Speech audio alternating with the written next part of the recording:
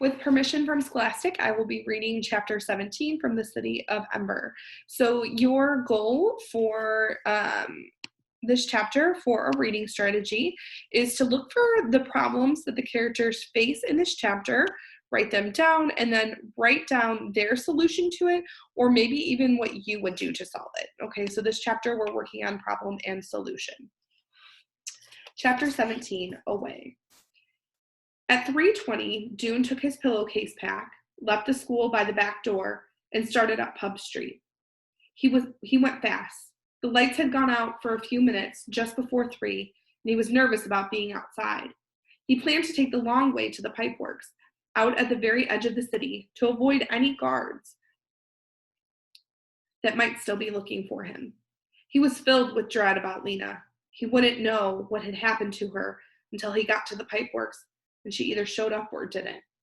All he could do now was run.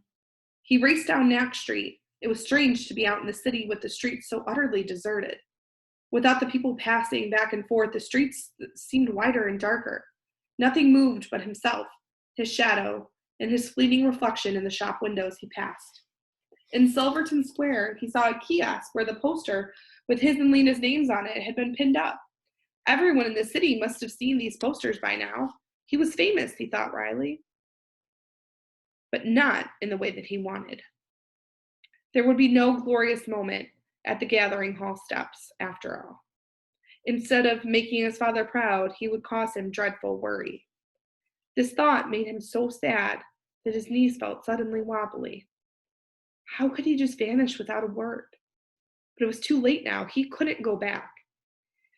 If only there was some way to send him a message, and in a moment he realized there was. He stopped, fished in his pack for the paper and pencil he had brought, and scribbled on it, "Father, we have found the only way out. It is in the pipeworks after all. You will know about it tomorrow. Love, Dune." He folded this in quarters, wrote "Delivered to Loris Harrow" in big letters on the outside, and pinned it to the kiosk. There. That was the best he could do. He would have to trust that someone would deliver it. In the distance, he heard the faint sound of singing. He listened. It was the song of the river, and just ending. Far below, like the blood of the earth, from the center of nowhere, rushing forth.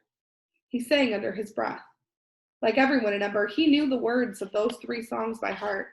He sang along softly with the faraway singers, making the light for the lamps of Ember, older than anyone can remember, faster than anything anyone knows, the river comes and the river goes.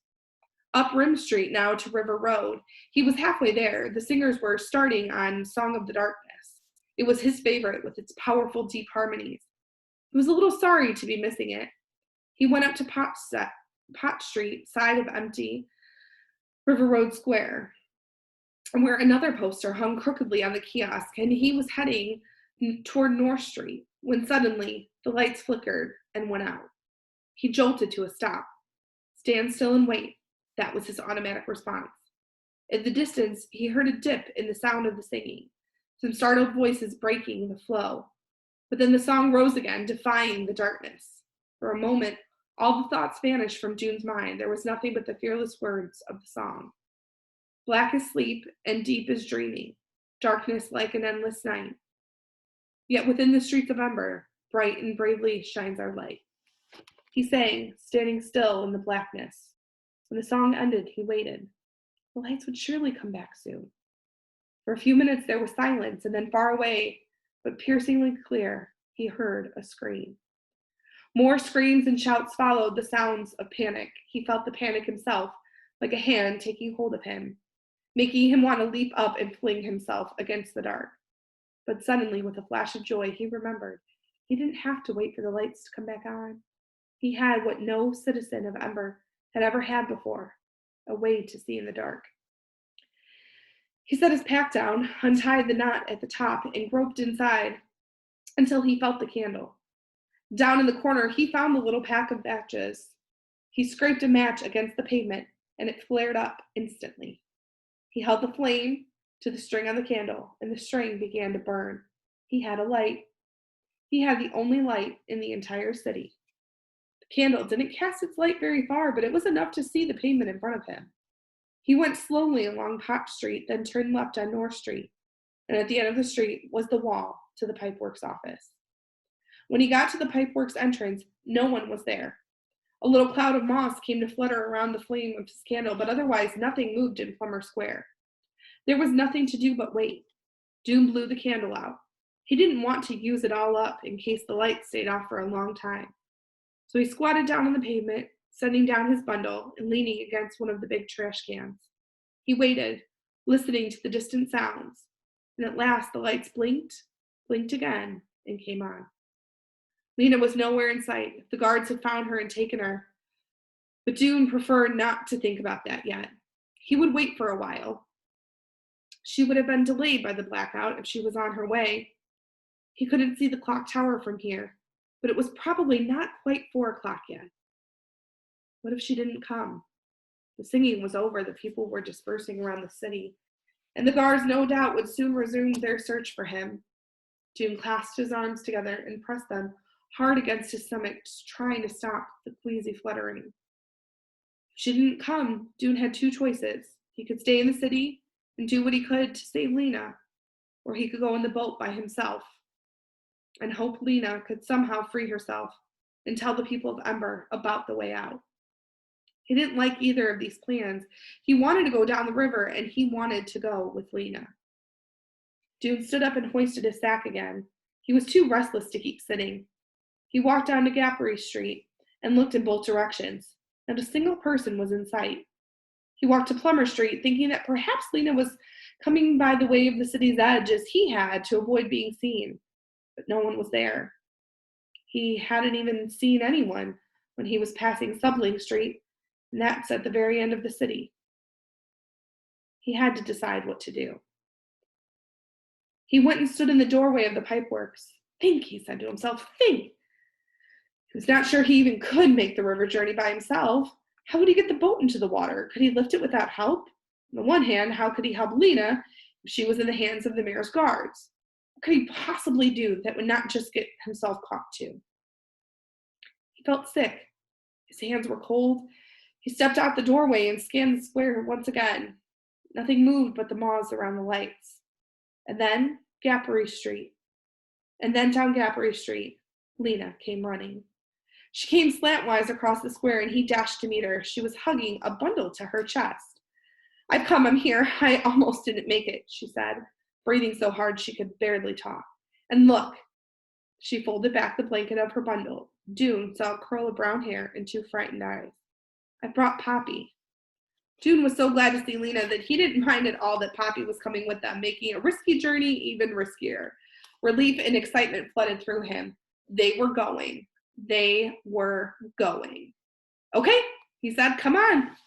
With his borrowed key, he opened the pipeworks door, and they hurried past the yellow slickers on their hooks and the lines of rubber boots. June dashed into the pipeworks office long enough to replace the key on its hook, and then they pulled open the stairway door and started down. Lena stepped slowly because of Poppy, and Poppy clung to her neck, unusually quiet, sensing the strangeness and importance of what was happening. At the bottom of the stairs, they came out into the main tunnel and walked down the path to the west until they came to the marked rock. How are we going to get Poppy down here? June asked. Lena said, I'll fasten her to my chest. Setting Poppy down, Lena took off the coat and sweater she was wearing. With June's help, she made her sweater into a sling for Poppy, tying its sleeves behind her neck. Then when she put her coat back on and buttoned it up. June looked doubtfully at this bulky arrangement. Will you be able to climb down carrying her like that? Will you be able to reach around her and hold on to the rungs? Yes, said Lena. Now that she had Poppy with her, she felt brave again. She could do whatever she needed to. June went down first. Lena followed. Stay very still, Poppy, she said. Don't squirm. Poppy did stay still, but even so, it was not easy going down the ladder with her extra weight. Lena's arms were just long enough to reach past Poppy and hold on to the ladder. She descended very slowly. When she got to the ledge, she stepped sideways, gripped the hand June held out to her, with a breath of relief, came onto the entryway. They walked to the back of the entry hall, and June opened the steel panel and they took the key out. He slid aside the door to the room where the single boat was, and they went in. June took his candle from his sack and lit it. Lena unwrapped Poppy and sat her down at the back of the room. "Don't move from there," she said. Poppy put her thumb in her mouth, and June and Lena set to work. June's sack went in the pointed end of the boat, which they decided must be the front. They put the boxes of candles and matches into the rear of the boat. It was clear they'd been designed to go there. They fit snugly. The poles labeled paddles were a mystery. Lena thought maybe they were weapons meant for fending off hostile creatures. June thought they might fit across the boat somehow to make railings to brace yourself against, but he couldn't get them to work this way. Finally, they decided just to leave the paddles in the bottom of the boat and figure out what they were for as they went along. June dripped a bit of wax on the floor and stood his candle up in it, so he'd have both hands free. "Let's see if we can lift the boat," he said. With June at the rear and Lena at the front, they found that they could lift the boat with ease. It was amazingly light, even with the boxes and packs inside it. They set it down again. The next step was to get it in the water somehow, and then get it in themselves. "We can't just drop it in," Lena said. "The river would just grab it away." "That must be what the ropes are for," said June. "You can lower it in by holding onto the ropes and tie the ropes to something to keep from moving." "To what?" "They must have put a peg or something in the wall to tie it to." June went back out to the ledge of the river and got on his knees. Leaning over, he felt with one hand along the bank below. At first, there was only smooth, slippery rock. He moved his hands slowly back and forth, up and down. River water splashed against his fingers. At last, he felt something, a metal rod attached to the river wall, like the rungs of the ladder that they had climbed down. "I found it," he called. He got up again and went to the boat room. "Let's carry the boat," he said. He and Lena lifted it and, taking small steps, moved it forward. As they went out the door, Poppy began to wail. "Don't cry," Lena called to her. "Stay right there. We'll be right back. Just a second." They carried the boat right to the edge of the water and set it down carefully, its front end pointing downstream. June knelt again, feeling for the metal rod. "Hand me the end of the rope," he said. "Which rope?" Lena thought for a second. She realized it had to be the one attached to the side of the boat nearest her. That would be the side closest to the riverbank when they put the boat in. She uncoiled the rope, ran it down the boat, handed its end to June, who lay on his stomach with his head hanging over the edge, and knotted the rope to the metal rung in the wall. He got to his feet again, wiping water from his face. "Now," June said, "we can put the boat in the water." Another wail came from the boat room. "I'm coming," Lena said, and dashed back for Poppy. She hoisted her up and spoke into her ear in the voice she used for announcing an exciting game. "We're going on an adventure, Poppy. We're going for a ride. A ride in the water. It will be fun, sweetie. You'll see." She blew out the candle June had left and carried Poppy to the river's edge. "Are we ready?" said June. "I guess we are." Goodbye to Ember, Lena thought. Goodbye to everyone. Goodbye to everything. For a second, a picture of herself arriving in the bright city of her dreams flashed into her mind. And then it faded and was gone. She had no idea what lay ahead. She sat Poppy down against the wall of the entry passage. "Sit here," she told her. "Don't move until I tell you to." Poppy sat, her eyes wide, her plump legs sticking out in front of her. Lena took hold of the rope at the rear of the boat. June took hold of the rope at the front. They heaved the boat up and stretched sideways to swing it over the edge of the water. It tipped alarmingly from side to side. "Set it down," Lena yelled. They both let the rope slide through their hands, and the boat fell and hit the water with a slap. It bounced and rocked and pulled against its tether, but June's knot held. The boat stayed in place, waiting for them. "Here I go," June cried. He bent over, gripped the rim of the boat with one hand, turned backward, and stepped in. The boat tipped sideways under his balance, under his weight. June staggered a step and then found his balance. "All right," he yelled. "Hand me Poppy." Lena lifted Poppy, who began to howl and kick at the side of the bucking boat and the churning water. But June's arms were right there, and Lena thrust her into them. A second later, she jumped in herself, and then the three of them were tossed to the floor of the boat by its violent rocking. June managed to get to his feet. He hauled on the rope that held the boat to the bank until he was close enough to reach the knot. He struggled with it. Water splashed into his face. He yanked at the knot, loosened it, pulled the rope free, and the boat shot forward. That is the end of chapter 17.